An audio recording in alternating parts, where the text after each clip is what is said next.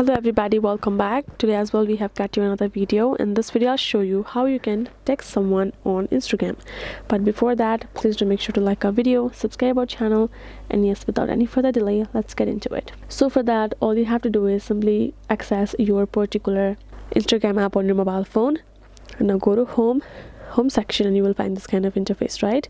Afterwards, all you have to do is tap on this message icon that will be on top right corner, and now you will be able to find all of the people that you follow, that who are your friend and have mutual following to each other.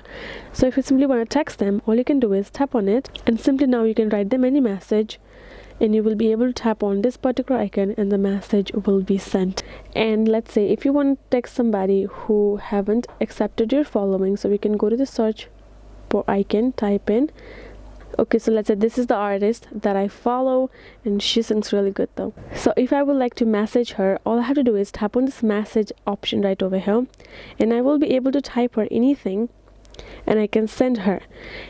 Since she doesn't follow me, it will be gone to the message request. So if this person agrees and it accepts it and choose to reply me back, I will get the message without being followed by her.